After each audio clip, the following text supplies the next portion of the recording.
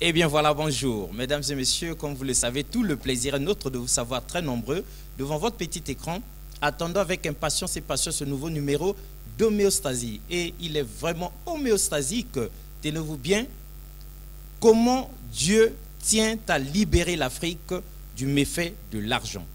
Comment Dieu lui-même, tient à libérer l'Afrique du méfait de l'argent. Ce thème n'est pas de nous, c'est vraiment le titre de ce livre tout à fait homéostasique que nous avons découvert pour vous un jour sur Studio 210 et dont nous avons invité l'auteur sur ce plateau pour que nous discutions. Dieu d'un côté, l'Afrique de l'autre et l'argent encore, c'est une problématique extrêmement compliquée. Comment Dieu tient à libérer l'Afrique du méfait de l'argent. Cher invité, bonjour. Bonjour, monsieur le journaliste. Alors, tout le monde est tout oreille, mesdames et messieurs. Avant que nous ne donnions la parole à notre invité, nous vous disons déjà que nous avions été agréablement surpris. Et dans les coulisses, il y a eu à boire et à manger parce que la problématique est extrêmement profonde, extrêmement compliquée et surtout extrêmement importante, sinon indispensable quant à la renaissance africaine, quant au devenir de notre continent, pourquoi pas de notre pays, le Congo. Donc, le Congo étant en Afrique justement, donc le devenir de tout le continent africain s'engage ici au Congo, comme qui dirait, Frantz Fanon avait raison, l'Afrique a la forme d'un revolver dont la gâchette se trouve au Congo. Pendant que le monde entier attend l'Afrique, qui est l'espoir du monde, l'Afrique attend le Congo. Mais le Congo dort encore. Sinon, où se trouve l'église congolaise? Où se trouve l'église? Quelle est la part de responsabilité des chrétiens que nous sommes? C'est entre autres toutes ces choses-là qui nous intéressent aujourd'hui.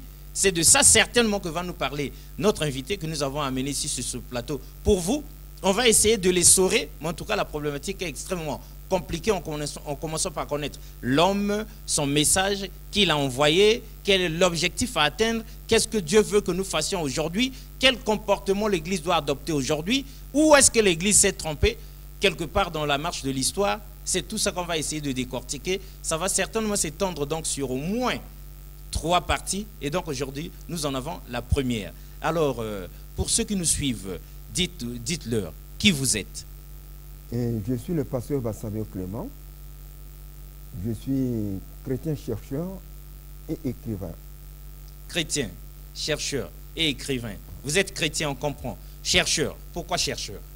Mais chercheur, vous savez que l'Église, comme vous le dites, a sa part de responsabilité.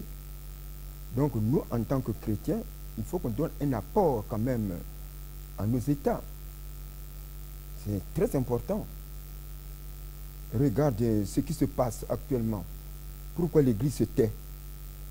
Mais il faut qu'on fasse comprendre pourquoi cela. Voilà pourquoi le fond de ce livre que j'ai dit comment Dieu tient à libérer l'Afrique du méfait de l'argent. Alors, c'est un message que j'avais reçu de la part de Dieu autour de cette affaire du pouvoir d'argent. Mais avant que je ne vous livre ce message, je vais vous dire ici une chose très importante. C'est laquelle la chose en question? Lorsqu'on voit l'argent, dans le monde entier, on parle de l'argent. Mais nous parlons aussi de la démocratie. De la démocratie. De la République. De la République, en tout cas. Et de l'armée républicaine. L'armée républicaine, évidemment. Donc, que ce soit l'argent, que ce soit la démocratie, que ce soit la République et l'armée républicaine, le tout figure dans la Bible, la parole de Dieu. Ah, très intéressant. Alors, qu'est-ce que la démocratie proprement dite? Qu'est-ce que la démocratie proprement dite? Peuple du monde entier, que vous soyez en Afrique, en Europe, en Amérique, en Asie, en Océanie, un peuple sans culture est un peuple voué à l'échec. Car posons-nous la question sur cette planète. Est-ce que depuis Dieu a créé le monde, cela ne fait que 2018 ans? Mais 2018 ans part à partir de qui? Moi, je pense que c'est à partir de la naissance de Jésus-Christ. Dites l'an zéro. Depuis la naissance de Jésus-Christ, dites l'an zéro, nous vivons le temps de l'ère chrétienne, ou dire le temps de la civilisation chrétienne écrite dans le Nouveau Testament, nouvelle alliance de Dieu en Jésus-Christ, avec le peuple du monde entier, blanc et noir, appelé droit nouveau. Ainsi, nous ne vivons plus le temps du droit ancien, appelé Ancien Testament, œil pour œil, dent pour dent. Mais nous vivons le temps du droit nouveau, qui est le Nouveau Testament.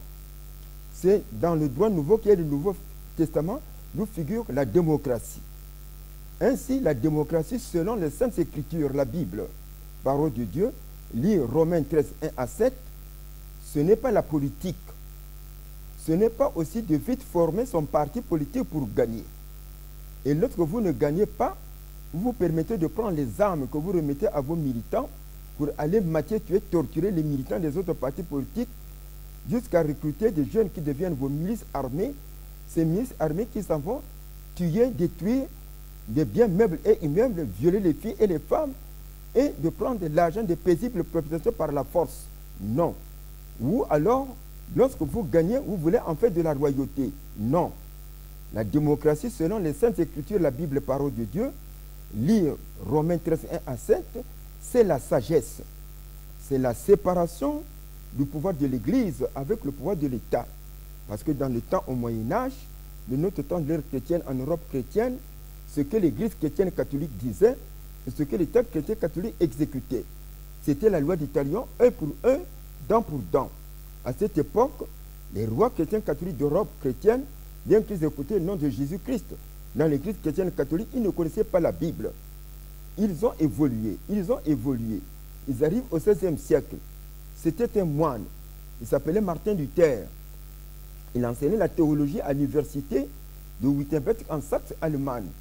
Très pieux dans la Bible, il y aura des révélations des savants éminents chez les Blancs comme chez les Noirs.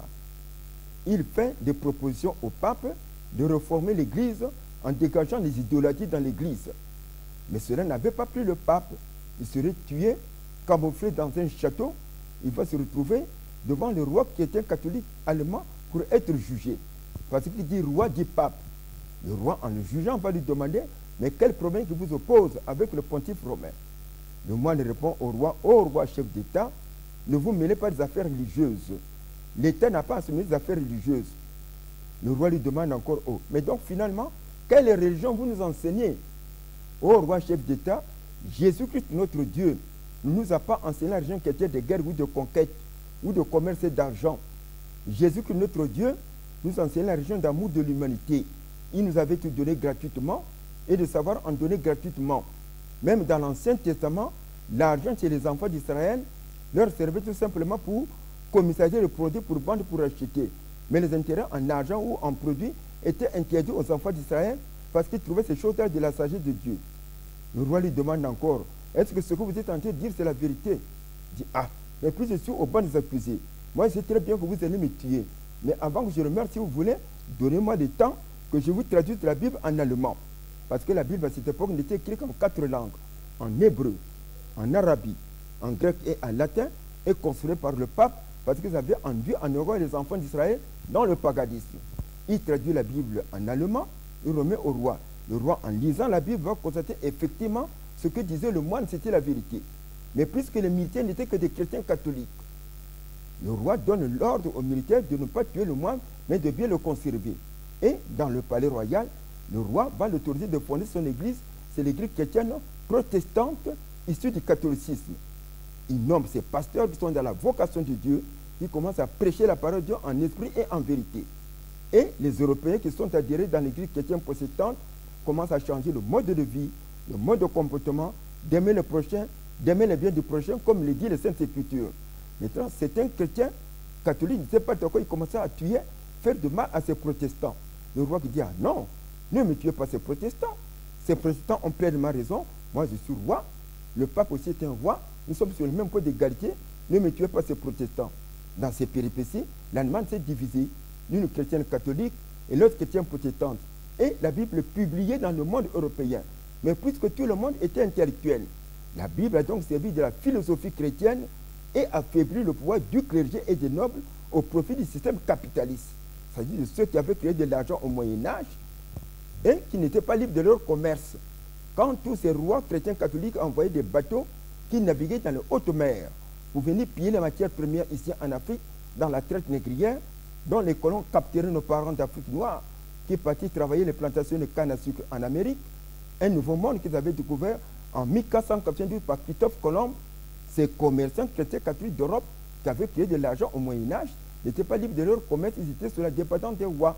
Et s'ils ont profité de ces faiblesses du clergé et des nobles en disant, tiens, vous le clergé et les nobles, vous êtes en train de nous interdire de l'argent.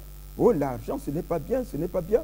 Or, vous-même, le clergé et noble, vous avez gaspillé l'église du Christ en introduisant du paganisme dans l'église du Christ. Eh bien, vous aussi qui avez créé de l'argent, il faut que nous gagnions, parce que nous devenons tous des commerçants. Donc, il y a ce qu'on appelle la liberté commerciale. Donc, c'était cette poignée de ces commerçants chrétiens catholiques d'Europe, à partir de la France, qui avaient fait cette révolution capitaliste qu'on appelle la révolution bourgeoise française de 1789, en disant au clergé. À partir de ce jour, 1789, la France fait sa révolution bourgeoise. Le peuple français décide que le clergé soit payé par l'État et l'État bourgeois royal, où il y a la tyrannie, être remplacé par l'État bourgeois républicain et être voté par le peuple au suffrage universel.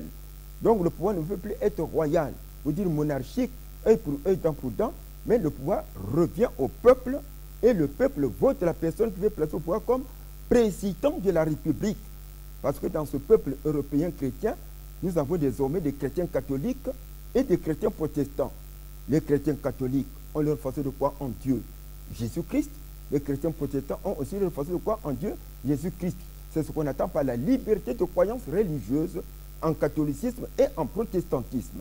Voilà pourquoi démocratie, d'où vit le système capitaliste, égale dialogue et le respect de l'être humain et de ses biens, bien fondé de la foi chrétienne, c'est-à-dire de la foi des chrétiens, écrit dans le Nouveau Testament, nouvelle alliance de Dieu en Jésus-Christ, avec le peuple du monde entier, blanc et noir, appelé droit nouveau.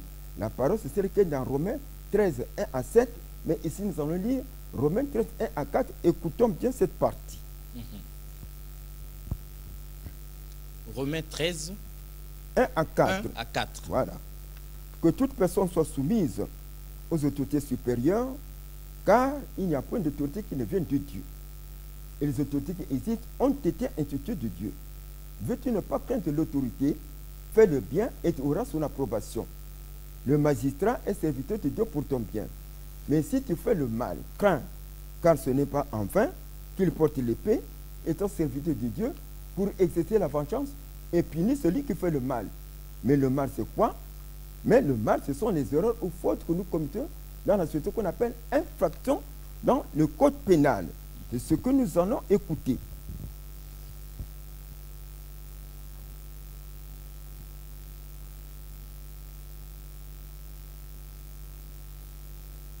Mais le mal, ce sont les erreurs ou fautes que nous commettons dans la société qu'on appelle infraction dans le code pénal.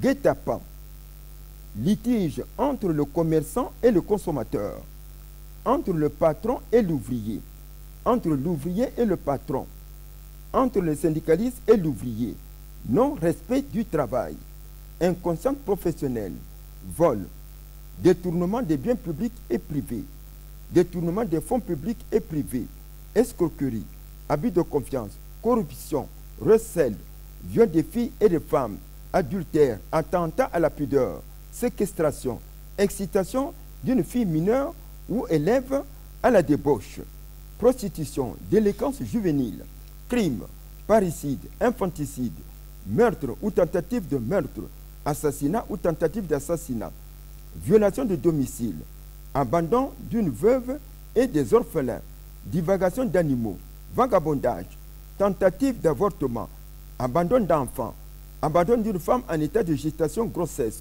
propagation de fausses nouvelles, entrée irrégulière dans un état étranger, abattage d'arbres, d'animaux et de poissons sans autorisation appropriée, divorce de mariage sans cause apparence, abandon du foyer conjugal, avortement provoqué sans cause apparence, usurpation des titres et des fonctions, non-respect des biens publics et privés, défaut de carte nationale d'identité ou de carte de séjour, consommation du chanvre indien, de la drogue, salubrité publique, ivresse publique et manifeste, risque sur la voie publique, outrage à l'agent de la force publique, dans l'exercice de ses fonctions, policiers, gendarmes, militaires. Utilisation illégale d'armes de guerre par le militaire, le policier et le gendarme commettant ainsi les actes de barbarie. Détention illégale d'armes de guerre, port illégal de la tenue militaire, sorcellerie, filouterie d'aliments, circulation non conforme au code de la route, surcharge des passagers, fraude, projection de films pornographiques de guerre et de karaté et de certains jeux sportifs et de compétition et de certaines danses et des chansons non conformes à la vie humaine à travers les vidéos et les télévisions poussant à perturber notre public. Création des milices qui nous provoquent des guerres civiles. Homosexualité, flagrant délit d'adultère. Les jeunes filles et les femmes qui se livrent à la prostitution dans le but de gagner de l'argent. Les jeunes filles qui se font enceinter par les jeunes garçons qui n'ont aucune stabilité financière. Et parfois, ce sont les élèves et étudiants, d'où baisse de conversion intellectuelle des élèves et étudiants. Les coups d'État, les grandes guerres, les tortures, les pendaisons, le tribalisme et le régionalisme, la discrimination raciale de peau blanche et noire, les divisions ethniques. Vaut mieux faire la propagation de la maladie du sida dans les milieux spécialisés des hôpitaux et non dans les lieux publics, car constat fait, cela pousse les gens de plus en plus à la débauche. Non-respect du passage du cortège funèbre par les usagers de la route, non-respect des veillées meurtrières par les jeunes, tas d'immondices, utilisation illégale d'armes blanches ou de chasse par les personnes commettant ainsi les actes de barbarie, homicide volontaire, coups et blessures volontaires, le pillage, la destruction des biens publics et privés. Lorsque vous commettez de telles infractions, vous êtes sanctionné par la loi. Et la loi vient de Dieu, Jésus-Christ, qui est la loi de l'État républicain et démocratique. Démocratique. Alors, mais qui était pour la non-violence? Qui était pour la non-violence? Mais c'est Jésus. C'est ça la démocratie. C'est ça la démocratie. La non-violence. Oui, la non-violence, c'est la démocratie. C'est le Christ, le Créateur Dieu. Il nous enseigne la non-violence. C'est la démocratie. Ainsi, les armes ne construisent pas les nations. Les armes détruisent les nations. Les armes détruisent l'humanité. Mais ce sont des idées positives qui construisent les nations. Exactement. Ce n'était qu'une introduction, mesdames et messieurs. On est déjà en plein dans l'émission, mais nous vous l'avions dit, hein, en avertissement d'entrée de jeu, on a dit, il y a à boire et à manger, en tout cas des choses de grande importance. Donc nous allons essayer, autant que faire se peut, pour que vous puissiez recevoir tout ça petit à petit, et ça va s'étendre sur au moins 3 émissions. Nous sommes donc dans la première partie. Alors, papa, quelqu'un que vous suit attentivement se pose cette question, et nous la posons d'ailleurs avec lui. Comment Dieu tient à libérer l'Afrique du méfait de l'argent? Première question. Quelle relation y a-t-il entre Dieu et l'Afrique pour qu'il se préoccupe de nos problèmes? Nous les Africains, on est habitués avec nos malheurs, on est déjà dedans depuis toujours, on est né dedans, on grandit dedans, on meurt dedans. Maintenant, quel est le problème avec Dieu? Pourquoi il se soucie de l'Afrique? Pourquoi Dieu tient à libérer l'Afrique et un autre continent, et pas un autre continent? Quelle est la relation entre Dieu et l'Afrique? Est-ce qu'on se connaît? Depuis quand Dieu se connaît avec l'Afrique? Bon, mais avant que je n'arrive à cette question, bon, on va un peu continuer. Très bien. Là, on parle maintenant dans l'armée républicaine et démocratique. Parce que vous avez parlé de démocratie, de république et de l'armée républicaine. Voilà. Et puis on viendra à cette question que vous venez de me poser. Exactement. C'est bon. Nous allons continuer. L'armée républicaine et démocratique. Quand tous ces commerçants chrétiens catholiques d'Europe, chrétiennes, créèrent la culture démocratique à base de la Bible, Nouveau Testament, Nouvelle Alliance de Dieu en Jésus-Christ avec le peuple du monde entier, blanc et noir appelé droit nouveau, ils se sont tous dit en unanimité, puisque nous devenons tous des commerçants, alors que Dieu Jésus-Christ n'est pas pour les guerres, ni pour les conquêtes, ni pour le commerce et l'argent, mais plutôt Jésus-Christ notre Dieu, créateur de l'humanité, et c'est tout premier chrétien, écrit dans le Nouveau Testament, n'enseigne que l'amour de l'humanité, la non-violence. Qu'est-ce que nous allons faire maintenant pour l'armée? Eh bien, plus question des armées de guerre et des conquêtes des nations.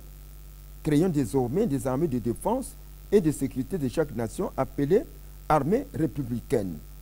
Aucune nation n'a plus le droit d'utiliser son armée pour aller attaquer ou envahir une autre nation.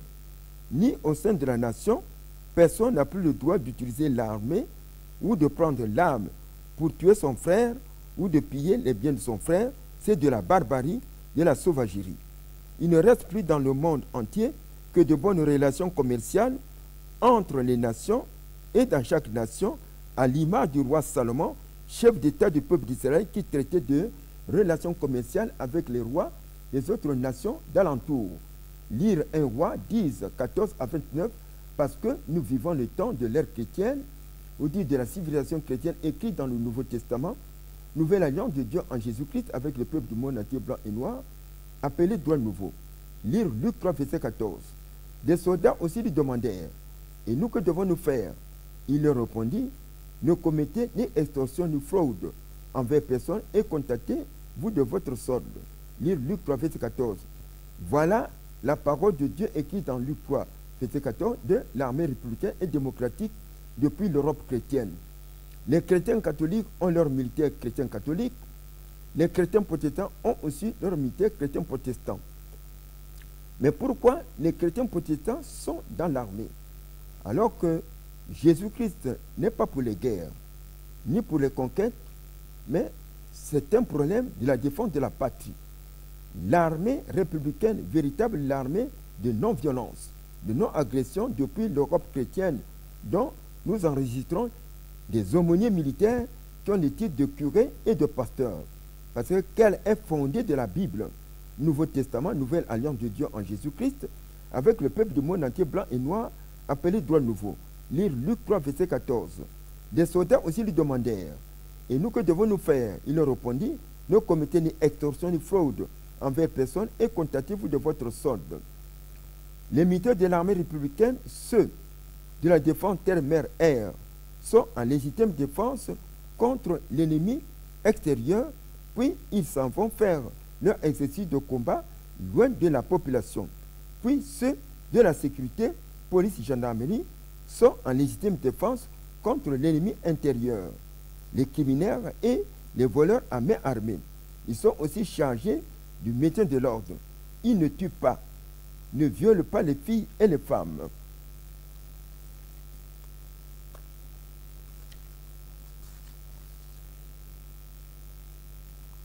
Ne consomment pas du chanvre indien, de la drogue, ne font jamais la politique, le commerce, les syndicats combattent l'ivrognerie, le tribalisme, le régionalisme, le racisme, les divisions ethniques, la corruption, le maquillage, les cheveux et la barbe touffue dans l'armée. Puis aussi, le recrutement dans l'armée s'effectue d'un bon état physique, faire des examens médicaux, et d'un bon état moral, avoir un casier judiciaire vierge au niveau du parquet, sur toute l'étendue du territoire, sans considération de race, d'ethnie et de religion. Ensuite, si le militaire de l'armée républicaine veut se marier à l'état civil, il y a tout d'abord les enquêtes de moralité de la fiancée du militaire, puis également les enquêtes de moralité auprès des parents paternels et maternels de la future épouse, par les services de sécurité, la police ou la gendarmerie. Une fois les enquêtes de moralité s'avèrent positives, les chefs hiérarchiques de l'armée délivrent l'autorisation du mariage au militaire pour faire son mariage à l'état civil. C'est à ce juste titre, si le policier ou le gendarme appréhende par exemple un voleur, il n'a pas le droit de tuer le voleur, de le torturer ou de le blesser, mais de l'entendre sur procès verbal et être traduit au parquet pour être jugé suivant la gravité de la faute commise. Ainsi, l'Afrique, qui enregistre plusieurs religions, le christianisme est divisé en plusieurs communautés chrétiennes, la musulmane, l'islam, le monde païen. Les militaires de l'armée républicaine en Afrique sont libres d'appartenir à la religion voulue. Mais la parole de Dieu universelle de l'armée républicaine, c'est celle qui se trouve dans la Bible, le Nouveau Testament, Nouvelle Alliance de Dieu en Jésus-Christ, avec le peuple du monde entier blanc et noir, appelé droit nouveau. Lire Luc 3, verset 14. Des soldats aussi lui demandèrent, et nous que devons-nous faire? Il leur répondit, ne commettez ni extorsion ni fraude envers personne Et contentez-vous de votre solde. Oui, puisque l'État républicain et démocratique dans le monde entier avec son armée républicaine figure dans la Bible, le Nouveau Testament, nouvelle alliance de Dieu en Jésus-Christ, avec le peuple du monde entier blanc et noir, appelé droit nouveau. C'est pourquoi il y a l'armistice, mesure de grâce de la part du président de la République et des circonstances atténuantes qui restent à l'appréciation du juge. Voilà en gros expliquer la démocratie, la République et la manière dans la Bible. Donc tout est biblique. Donc la démocratie, oui, la République, voilà, l'armée républicaine, voilà, tout ça est biblique. c'est très biblique parce qu'il y a la morale. Parce que nous, par exemple... Et vous citiez même des chapitres bibliques. C'est ça. Autrement dit, ce n'est pas de simple invention des hommes. Non. Dieu avait mis en place ou bien avait insufflé ou bien signifié tout ça ou bien glissé ça dans la Bible. La Bible, c'est un livre universel. Tout ce qui se passe dans le monde était prédit. C'est pourquoi vous dites, dans la 4e de couvre, on peut lire, l'homme est limité, Dieu reste Dieu, car Dieu nous avait tout révélé dans son livre saint, la Bible. Exact. Et vous dites encore, personne, quelque part, personne n'est... Alors voilà, aucune personne au monde n'est plus sage que Dieu. C'est bien ça. Bon, mais dites-nous, c'est vrai qu'il y a déjà notre première question à laquelle vous n'avez pas encore répondu, vous allez le faire. Dites-nous, lorsqu'on parle de démocratie, république, armée républicaine, même si dans la Bible on trouve ces choses-là, d'une manière ou d'une autre, est-ce que c'est en relation la démocratie avec Dieu, la république avec Dieu, l'armée républicaine avec Dieu?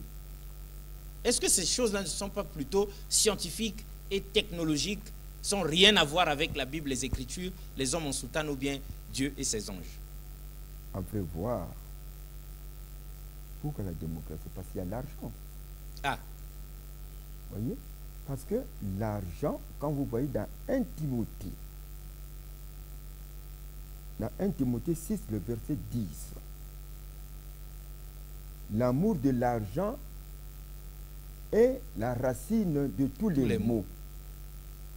Et quelques-uns, en étant possédés, se sont égarés loin de la foi et se sont jetés eux-mêmes dans bien des tourments.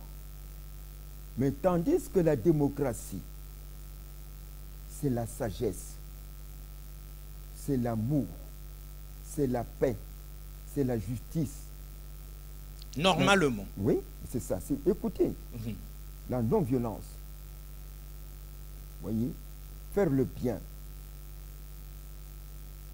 c'est le droit de l'homme, de la femme et de l'enfant. En gros, c'est la bonne gouvernance parce que c'est inspiré de la Bible, le Nouveau Testament, nouvelle alliance de Dieu en Jésus avec le peuple moyen plan noir appelé droit nouveau. Quand on nous parle seulement de démocratie comme ça d'une façon littéraire, mais il y a la morale. Mais aujourd'hui, je vais vous dire une chose. Lorsque vous faites du mal sur quelqu'un, on doit vous arrêter. Mais quand vous arrêtez, vous avez pris conscience. Mais l'homme de Dieu, quand tu as le Saint-Esprit, quand tu veux faire le mal, il y a quelque chose qui résiste. Il dit, non, ne fais pas ça. Et là où vient la morale. Parce que la morale vient de Dieu. Donc, la morale, c'est l'homme de Dieu. Quand tu as le Saint-Esprit dans ton cœur, l'Esprit réagit. Il vous enseigne autre chose.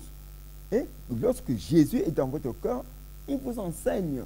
Ne fais pas ça, ne fais pas ça, ne fais pas. C'est ça qu'on appelle la morale. Ce n'est pas aller à l'église comme ça, mais pour avoir Dieu, il faut la repentance. Il faut faire une véritable repentance. Quand vous faites une véritable repentance, Dieu agit en vous. Et quand il agit en vous, il commence à vous présenter des choses autrement. Ta façon de vivre, ton mode de vie, ton mode de comportement. Tu ne vis pas comme les hommes, les gens qui sont dans le monde. Oh, quelque part. Voyez? Il y a les églises de l'argent qui est là, cette église, il est là. Alors, mais cette église, vous voyez, voilà pourquoi on veut aider le président de la République. Aujourd'hui, ici au Congo, par exemple, il y a beaucoup d'églises, des catholiques, des protestants, des salutiers. Il y en a en quantité. Voyez? Mais alors, mais quelle est une légion d'églises. Alors, mais quelle est notre part pour l'État. Et surtout des choses qui se passent actuellement, des guerres civiles, de quoi de choses comme ça. Lorsqu'il y a eu cette guerre civile ici au Congo, mais tout le monde est parti. Tout le monde est parti. Mais si Dieu aujourd'hui vous tire quelque chose, prend cette parole de Romains, c'est ça la République, pour aider le président de la République, ce n'est pas de mauvaises choses. Parce que tout est dedans. Vous voyez, vous avez vu que dans la République, il y a des lois. Donc, il y a la morale et la justice. Faire le bien. Vous voyez, aimer son prochain comme soi-même. Et les biens aussi, à autrui, il faut les aimer. Mais lorsque vous faites le mal de ces choses-là, automatiquement, ce n'est pas normal. Voilà pourquoi, donc, je dis comment Dieu tient à libérer la fille de me fait de l'argent.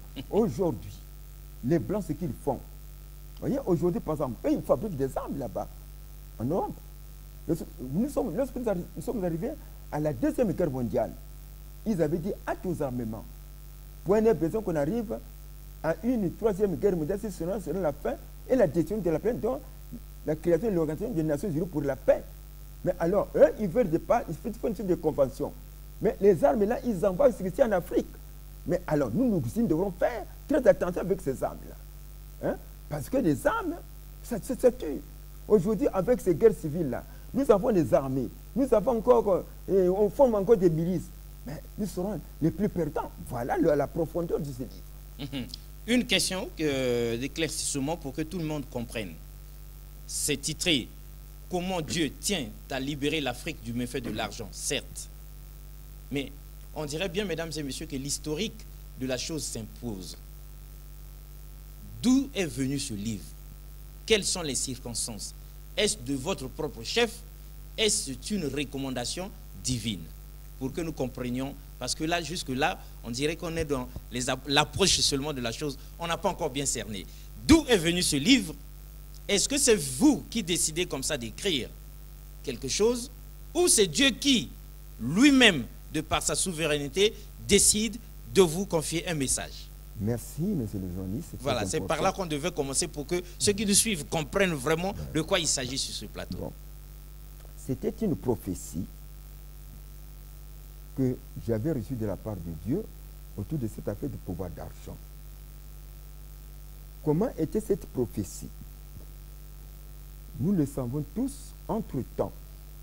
Lorsque notre planète, qui nous avait été donnée gratuitement par Dieu, Jésus-Christ, était divisée en deux blocs.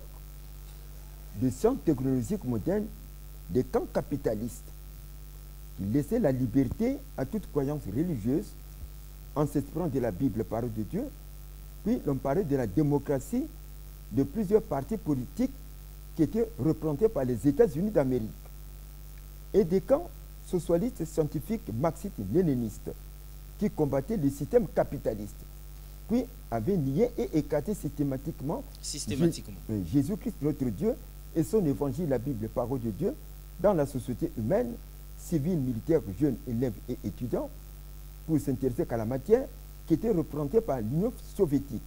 Cependant, l'Afrique, qui venait d'obtenir son indépendance en 1960, s'était retrouvée bloquée de par une ouverture d'esprit culturel et économique par ces deux conceptions idéologiques du monde européen chrétien. Nous sommes en pleine guerre froide. Voilà. Chrétien, le capitalisme et le marxisme. Car certains chefs d'État africains choisirent la voie de libération capitaliste et les autres la voie de libération non capitaliste en s'inspirant du marxisme comme le nôtre au Congo-Brazzaville.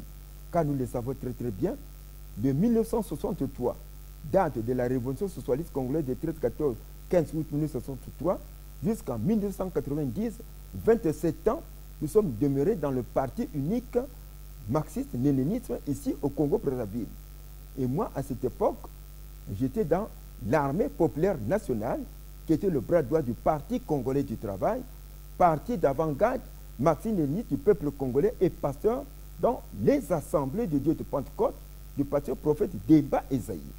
Alors un jour, je suis allé me mettre à genoux pour demander au Seigneur, Seigneur, pourquoi cette philosophie matérialiste, marxiste-léniniste, dans le monde entier, qui nie carrément ton existence? Et nos dirigeants politiques congolais s'inspirent de cette philosophie. Dès que j'avais prononcé cela, j'ai senti une force divine dans mon corps et un vent impétueux avait totalement envahi ma chambre. Le matin, je me réveille, il faisait plus précisément le 15 mai 1985, 7 heures. 15 mai 1985. Voilà, 7 heures. Alors que je m'apprêtais pour me rendre au service. Net au seuil de la porte, j'ai entendu la voix du Seigneur qui m'appela. Clément, Clément, Clément, savant, savant, savant, fais des livres des scientifiques, fais des livres des scientifiques, fais des livres des... Après, j'ai entendu le grondement des tonnerres et les sifflements de balles. J'ai regardé autour de moi, je n'ai vu personne. Après, l'esprit me dit de rentrer dans la maison. Je rentre à la maison, d'être à l'angle de la maison, j'ai vu une bande qui était très éclairée où étaient écrits 2 livres. Le premier livre, Histoire de l'échec de la région dans le monde. Le deuxième livre, Histoire de la pénétration de la région coloniale en Afrique noire et blanche.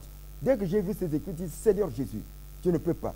Dès que j'ai prononcé cela, j'ai senti comme un choc dans mon cœur. J'ai prié, j'ai pris la route pour me rendre au service. Avant que je n'arrive à la caserne, là où M. Le Bassa, paix son âme, il est décédé, là où M. Le Bassa a construit sa maison, et cette maison qui devient l'arrondissement Mwananto, net à la Kobu, avant de rentrer à la caserne, les premiers messages étaient descendus du ciel. J'avais un bout de papier, j'ai pris les 10 messages. J'arrive au bureau, j'allais faire mon travail normal. Et voilà, l'esprit qui me pousse d'aller rentrer dans le bureau de la radio militaire. Je ne faisais que crier, je ne faisais que crier, et l'esprit me pousse d'aller rentrer dans une forêt calme, et à côté il y a de l'eau fraîche, donc personne ne vient me toucher, mais l'esprit a su me maîtriser. Je suis revenu à la maison. Je suis resté encore 3 jours. Le Seigneur qui m'appelle encore. Clément, Clément, Clément. Simon Kimbangu, Simon Kimbangu, Simon Kimbangu. 3 fois. Matou André, Matou André, Matou André. 3 fois. Or, c'était pour me discerner entre l'église chrétienne catholique et l'église chrétienne protestante.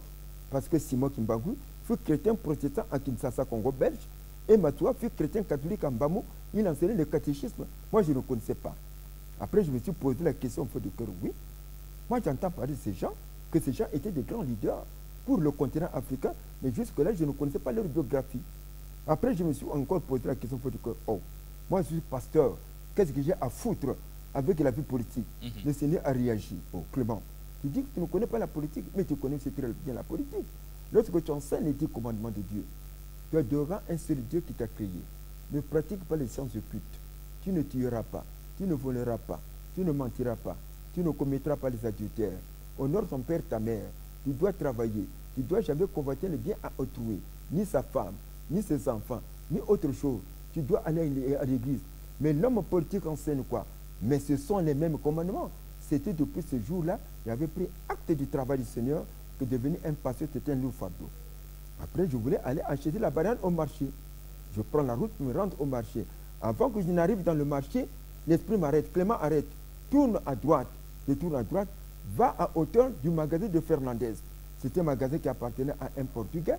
Mais avec ces événements douloureux de ces 3 guerres civiles que nous avons subies ici au Congo, il doit se trouver certainement à Lisbonne, au Portugal. J'arrive en hauteur de ce magasin.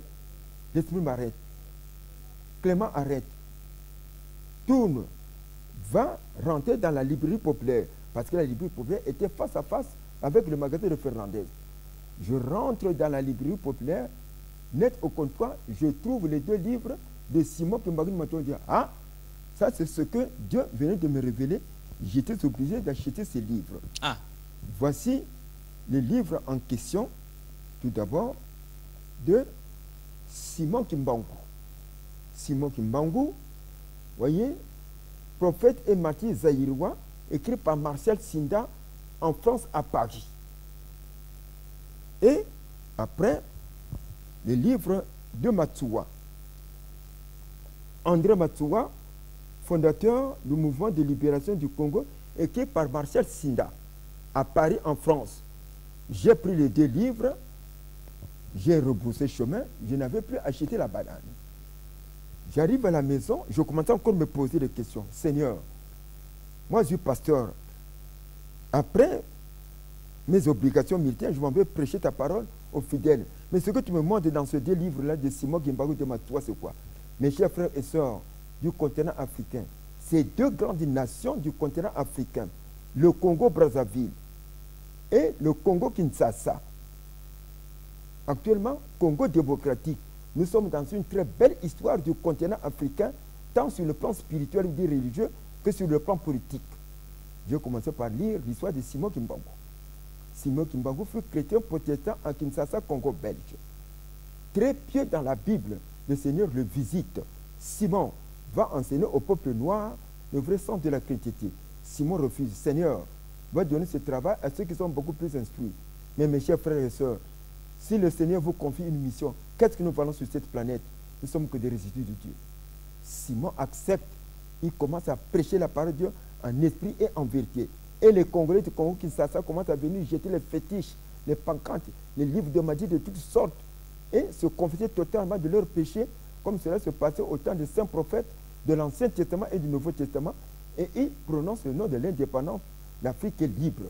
Dès qu'il avait prononcé le nom de l'indépendance, l'Afrique est libre, les colons l'ont arrêté, il serait tué, gracié par le roi de Belge et mis en prison. Il avait fait 30 ans de peine en prison et il trouva la mort. Dieu me dit, Simon Kimbangu, c'est votre premier prophète noir en Afrique, comme étaient les saints prophètes de l'Ancien Testament et du Nouveau Testament.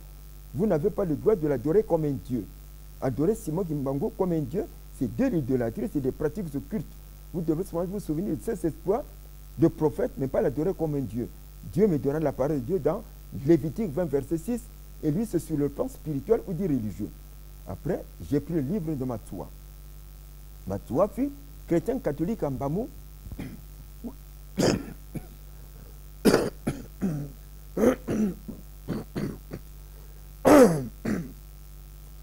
Où il enseignait le catéchisme.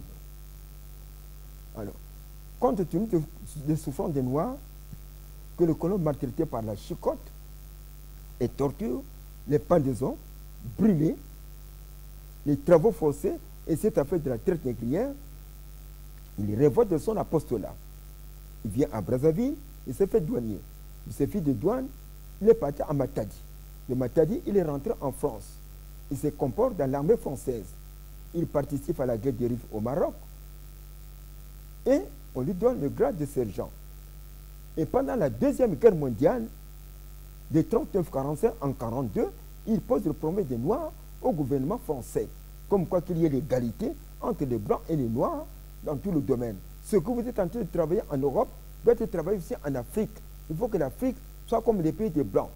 Les colons français, quand ils ont entendu comme ça, ils l'ont arrêté, tracté à Brazzaville, présenté aux Congolais du Congo-Brazzaville et déporté à Mayama et dans la prison de Mayama où il avait trouvé la mort. Ce corps de Matsoua qui n'a jamais été retrouvé a fait créer aujourd'hui une secte religieuse qu'on appelle les matouanistes. Tout cela, c'est l'aveuglement spirituel du peuple noir parce que les colons n'étaient pas venus en Afrique pour nous enseigner le vrai sens de la chrétienté et lui, c'est sur le plan politique. Matsoua, c'est votre grand homme politique éclairé en Afrique. Vous n'avez pas le droit de l'adorer comme un Dieu. Adorer Matsoua comme un Dieu, c'est de l'idolâtrie, c'est des pratiques occultes. Vous devrez seulement vous souvenir de ces plans de homme politique éclairé, mais ne pas l'adorer comme un Dieu. Dieu me donna la parole de Dieu dans Lévitique 20, verset 6, et lui, c'est sur le plan politique. Je suis resté encore 3 jours. Le Seigneur qui m'appelle encore. Clément, Clément, Clément. Révolution bourgeoise française. Révolution bourgeoise française. La révolution bourgeoise française de 1700, j'entends cela de la bouche de Dieu. On dit, Seigneur Jésus, moi je suis africain. J'ai fait mes études ici en Afrique. Je n'étais jamais en Europe, je ne connais pas comment l'Europe. Mais ce que tu me parles dans cette affaire de la révolution bourgeoise française, révolution bourgeoise française, c'est quoi? De 1789. Oui. Alors, et lorsque j'ai regardé toutes ces technologies des Blancs, toutes ces inventions terribles, des choses qui s'inventent, mes pensées sont allées loin. Dieu me dit, mon fils, tranquillise-toi. Rends-toi au CG. J'ai prié, j'ai pris la route pour me rendre au CG. J'arrive au CG, je trouve le directeur du CG.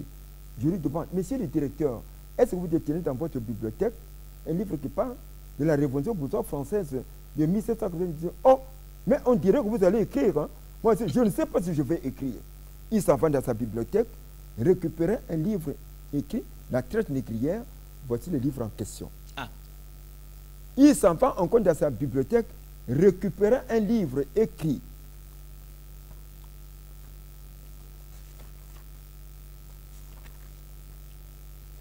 Écrit 1492, 1781, la Renaissance et les temps modernes en Europe. C'est là où il y a de ces spirituels chrétiens catholiques qui étaient en même temps des scientifiques qui discutaient autour de la Bible. Moi, je ne connaissais pas.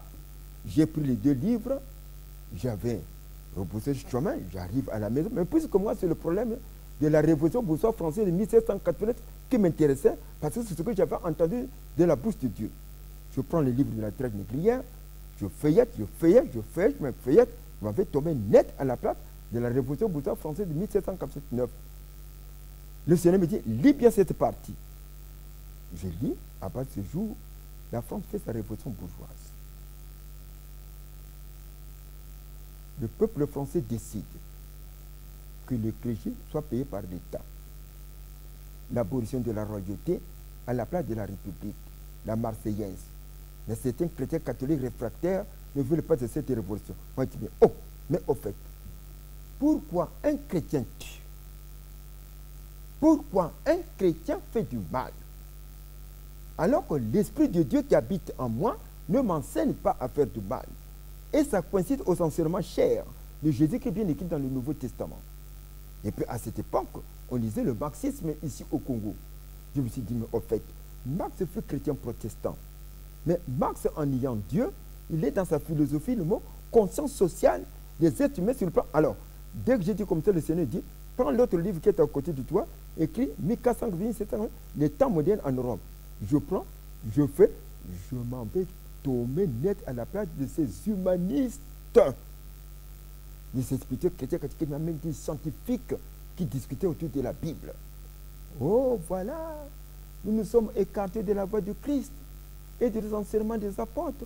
Mais d'autres, même si nous sommes écartés de la voie de Christ et des enseignements des apôtres, nous ne pouvons pas en revenir. Jusque-là, je ne comprenais absolument rien, je voyais flou. Le Seigneur dit, ouvre encore l'autre page. Je vois là, c'est le moine allemand Martin Luther. Il est là-dedans, et avec sa figure. Il écrit une lettre au pape de réformer l'Église, de dégager les idolâtries. Tout d'abord, cette affaire du célibat des prêtres. 2, cette affaire du purgatoire.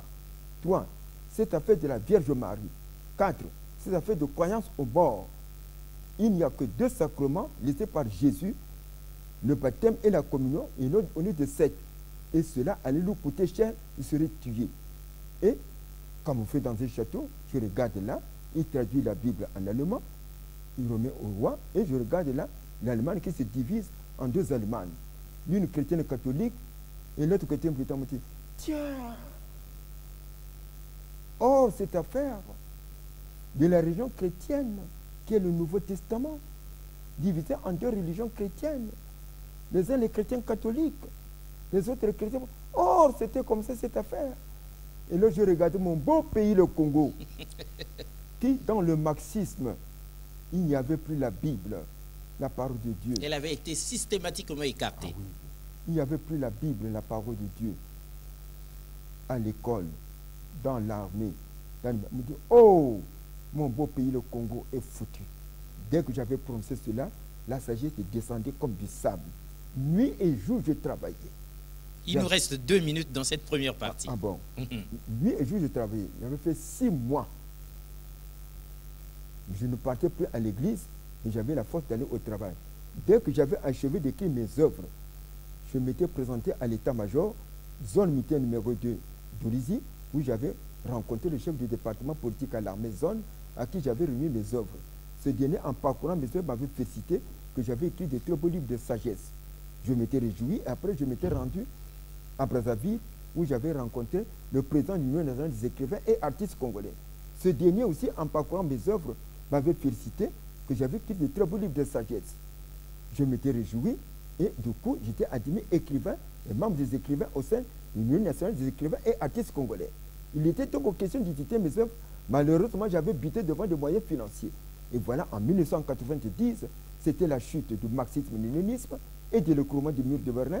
Et nous voici revenus à la démocratie dans le monde entier avec la naissance de plusieurs partis religieux et de plusieurs partis politiques qui se prêchent partout la Bible par les chrétiens. Malheureusement, après la conférence nationale souveraine, qui était bien appréciée par l'opinion nationale et internationale, dirigée par Monseigneur Ernest Nkombo, puis la transition qui avait duré 1 an, dirigée par le Premier ministre André Milongo. Et puis nous sommes allés aux élections présidentielles. Donc le professeur Pascal Lissouba était élu président de la République. Nous, peuple congolais, par manque de connaissance profonde de la Bible, pour bien discerner l'État républicain et démocratique dans le monde entier avec son armée républicaine, à travers les saintes écritures, la Bible, parole de Dieu, dont la parole de Dieu de la République démocratique, c'est celle qui est en Romains 13 à 7, et de l'armée républicaine, celle qui est en Luc 14, que je vais développer dans mon ouvrage. Qu'est-ce qui s'était passé? Eh bien, certains dirigeants politiques, au sein de leur parti politique, commençaient à remettre les armes à leurs militants pour aller mater, tuer, torturer les militants des autres partis politiques, jusqu'à recruter des jeunes qui devenaient leurs milices armées. La création de ces milices armées par ces dirigeants politiques, au sein de leur parti politique, a fait déclencher ici au Congo ces 3 guerres civiles et destructives de novembre et décembre 1993, du 5 juin 1997 et du 18 décembre 1998 qui ont occasionné des pertes de vies humaines et matérielles, et les résultats étaient très négatifs. Dieu merci. En 1999, lorsqu'il y avait eu le retrouvailles des responsables de confessions religieuses qui priaient pour la paix au Congo. C'est par là que nous allons terminer dans cette première partie. Oui, lorsque s'étaient retrouvés ces responsables. Voilà. Alors, et qui priaient pour la paix au Congo. Et puis tout à tout prêcher la Bible, la parole de Dieu, et cela a été clôturé par une marche de la paix, toujours par des responsables de confessions religieuses au boulevard des Armées. Ce jour-là, son Excellence, Monsieur le Président de la République, Denis Sassou Nguesso, s'adressait à la nation congolaise en ce mot. Je suis un homme de la paix, j'aime la paix, et je l'ai été toujours. Mais là, je regarde le Congo. Les Congolais sont de grands croyants. Nous avons des chrétiens, nous avons des musulmans. Mais je vois mal de ces croyants qui la journée s'en vont bien à l'église. La nuit, ils prennent des armes pour tuer. J'ai donné le Congo aux mains de Dieu, chers frères et sœurs. Le chef de l'État qui dit clairement, j'ai remis le Congo aux mains de Dieu. Mais cela devrait attirer l'attention à tout le monde, que ce soit sur le plan national, que sur le plan international. Car lorsqu'il avait dit cela, nous avons remarqué que les armes s'étaient tuées ici au Congo. Nous avons ramené notre paix ici au Congo sans l'assistance d'une puissance étrangère. Voilà des miracles de Dieu. Et sans l'apport de la communauté internationale. Rien. Voilà les miracles de Dieu. Et cette paix qui était retrouvée depuis ce jour-là a permis au président de la République de planifier son programme de société, de tout ce que nous sommes en train de voir autour de nous, dont nous devrons conserver jalousement cette paix que nous ne devrons plus détruire. C'est là où j'avais demandé au Seigneur. Oui, vous terminez par là, oui. Oui, Seigneur Jésus, tu m'avais parlé de cette affaire de la révolution bourgeoise française depuis que j'étais dans le métier des armes. Mais qu'est-ce que tu attends, Seigneur Jésus, pour m'ouvrir les cieux, afin d'aider le président de la République dans sa tâche difficile de gérer la nation congolaise? C'est là où Dieu me dira, Clément, prends la parole de Dieu écrite dans Romains 31 à 7. C'est ça la parole de Dieu de la République démocratique qu'ils avaient créée en Europe chrétienne après la grande révolution bourgeoise française de 1789. Prends la parole de Dieu écrite dans Luc 3, verset 14. C'est ça la parole de Dieu de l'armée républicaine qu'ils avaient créée en Europe chrétienne après la grande révolution bourgeoise française de 1789. Dès que j'ai pris la plume, c'est parti. C'est ce livre que vous voyez ici, écrit « Comment Dieu tient à libérer l'Afrique du méfait de l'argent ». Lorsque vous allez parcourir ce livre, c'est terminé. La démocratie maintenant est bien assise ici au Congo. Non seulement au Congo, mais aussi dans tout le continent africain. Et pourquoi pas aussi dans le monde entier, c'est la paix, parce que Dieu est pour la paix. Aucune nation au monde ne peut venir encore donner des leçons de la démocratie aux autres. C'est très biblique. Donc, voilà. Donc, ce n'est que partie remise, mesdames et messieurs, vous avez compris. Hein? L'esprit, c'est comme ça qu'il fonctionne. En fait, notre invité sur ce plateau, hein, donc le pasteur Clément Bonsamio, était déjà parti. Mais l'heure, c'est l'heure à la télé. C'est donc la fin de cette première partie. Hein, ce n'est que partie remise. Comment Dieu tient à libérer l'Afrique du méfait de l'argent? Mais nous avions bien vu, lorsqu'il délivre son message, il ne nous parle pas que d'argent en termes de monnaie, mais il nous parle du mal. Il nous fait l'historique de l'histoire même de l'humanité, sinon du Congo. On reviendra dans la deuxième partie. On aurait pu même titrer cette émission « C'est quoi la démocratie? C'est quoi la République? C'est quoi l'armée républicaine ?» Nous avons vécu des choses, mais d'où c'était venu? Est-ce que Dieu a un plan pour le Congo? Est-ce que l'Église a une certaine responsabilité? Est-ce que, comme l'avait dit un prophète sur ce plateau, il n'est pas temps que le trône se rapproche de l'autel, que l'autel se rapproche du trône? Parce que quand on ouvre la Bible, on voit bien que les rois d'antan avait toujours des conseillers divins. D'où vient-il qu'aujourd'hui, l'Église ne prend pas ses responsabilités? Affaire à suivre. En tout cas, papa, merci beaucoup. Et aux téléspectateurs, nous disons au revoir et à la prochaine. Merci beaucoup et toutes nos félicitations, papa. Deuxième partie, on nous attend sur ce plateau de Mieux Saisir la spiritualité des profondeurs.